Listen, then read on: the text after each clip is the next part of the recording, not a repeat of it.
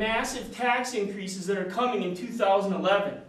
List of all the tax credits and deductions and changes to the tax law that are going to increase taxes in 2011. Number 1, additional standard deduction for the state and local property taxes is gone. We also, number 2, lose the exclusion from unemployment compensation from gross income. Number 3, we lose the deduction for state and local sales tax. Number 4, a deduction for state sales tax and excise taxes. Number 71, we lose the 10% tax bracket. That is now 15%.